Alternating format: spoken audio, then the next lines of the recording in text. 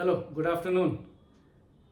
उम्मीद है आप सब सकुशल होंगे, अपने घरों में होंगे, ऑफिसेज में होंगे, कॉलेजेस में होंगे। कुछ लोग हो सकता है इस समय लोकल ट्रांसपोर्ट में हो, पब्लिक ट्रांसपोर्ट में हो, इधर उधर ऑफिस के काम से, घर के काम से इधर उधर जा रहे हो। सोचा काफ़ी दिनों बाद आपसे कुछ बात करने का मौका मिला है, तो क्यों ना कुछ ऐसे इम्पॉर्टेंट टॉपिक पे बात की जाए which is concerning to all, लगभग सभी के लिए उतना ही इम्पॉर्टेंट है जितना वो आजकल चर्चा में है।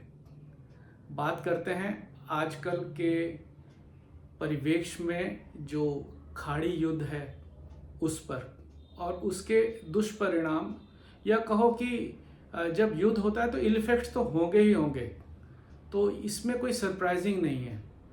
पर सबसे बड़ी समस्या क्या है कि ये जो युद्ध है, ये जो लड़ाई हो रही है, the war is not between the two countries.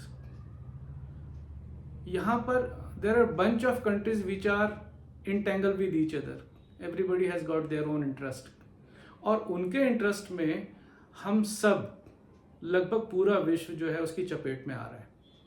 तो हम ऐसा क्या करें जो उसके इल इफेक्ट्स हैं वॉर के, वो हमारे पर होते हुए भी उतना दुष्प्रभाव ना छोड़ें जितना कि वो पोटेंशियली हैं। अगर हम सरकार को छोड़ दें, अगर हम वर्ल्ड ऑर्डर को छोड़ दें, और हम ये देखें कि being a individual, being a family, being a society, हम ऐसा क्या करें कि जो परेशानियां हैं वो हम पर उतनी हावी ना हो जितनी कि वो पोटेंशियली हैं, और उसका असर तो ज़रूर होगा, ये मान के चलिए। तो मैं शुरू करता हूँ सबसे छोटी जो इकाई है, यूनिट है, which is individual and then family and then society. तो हम इंडिविजुअल से शुरू करें। देखिए, क्राइसिस मैनेजमेंट हम कैसे करते हैं। जब भी कोई क्राइसिस होता है तो हम लोग चीज़ों का कंसोलिडेशन करते हैं।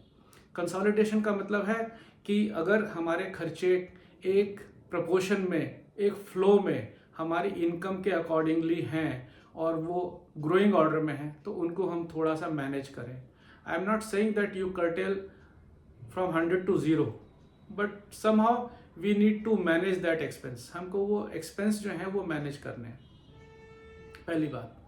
दूसरी बात, एनर्जी क्राइसिस है। वॉर अगर देखें तो totally it is revolving around the energy, control of energy and it's ownership. इसमें हम एनर्जी कंजर्वेशन कैसे कर सकते हैं अपने घरों में, बीइंग एन इंडिविजुअल। मैं भी इंडिविजुअल की बात कर रहा हूँ।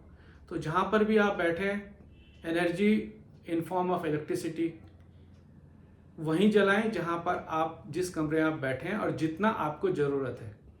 अगर आपके पास 2 या 3 कमरे हैं और दूसरे कमरों में भी लाइट और पंखे जल रहे हैं और उस पे उसका कोई यूज़ या यूटिलाइजेशन नहीं हो रहा है, तो उसको आप बंद कर दें। आपने सुना होगा, बड़ी फेमस कहावत है, energy saved is energy created. तो वो कहीं और काम आएगा आपके, आपका बिजली का बिल भी कम होगा। जब आपको बाथरूम में गीज़र की ज़रूरत है तभी चलाएं।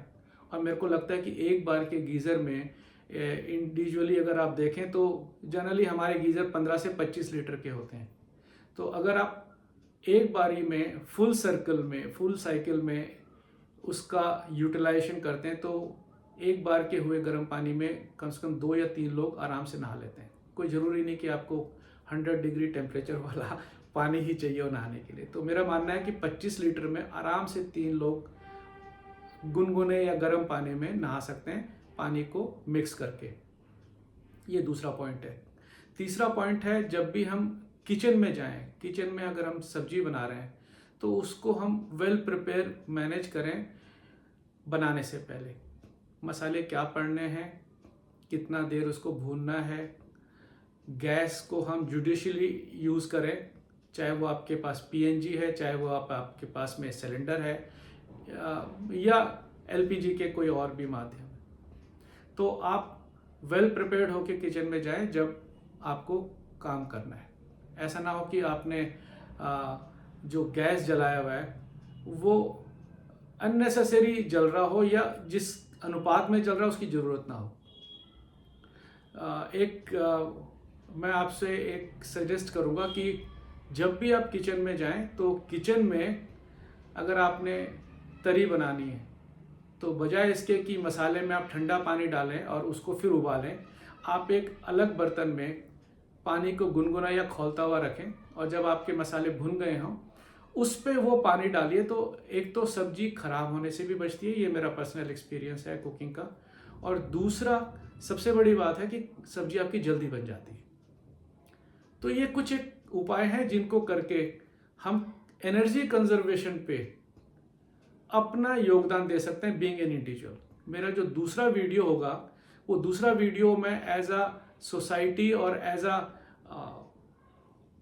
ये कहिए कि इंडिविजुअल इन मासेस हम क्या ऐसा करें कि ये जो हमारे पास में एक चैलेंज आया है उस चैलेंज को हम बहुत ही इफ़िशिएंटली फेस करके उससे बाहर आ पाएँ। अब ये वॉर कब ख़त्म होगा, इसका परिणाम क्या होगा, that is beyond our control, but हमारे पास जो कंट्रोल है एटलीस्ट हम उसको बहुत ही चतुराई से इस तरह से करें कि हमारे लाइफ पे भी उसका इल इफेक्ट ना हो। वी शुड सेल स्मूथली और at the same time we save money, energy and time. Thank you. Hopefully आपको मेरे ये सजेशन पसंद आए होंगे। अगर पसंद नहीं भी आए तो मैंने कुछ ऐसा नहीं बोला जिससे किसी को भी कोई हर्ट हो। और खुश रहिए क्योंकि टेंशन तो लाइफ में कभी ख़त्म होगी नहीं। बीइंग एन इंडिविजुअल अगर आप खुश हैं तो आप इस क्राइसिस से भी आसानी से बाहर आ जाएंगे, ऐसा मेरा मानना है। और अगले वीडियो में मैं कुछ और टॉपिक भी लेके आऊँगा। तब तक नमस्कार, बाय बाय।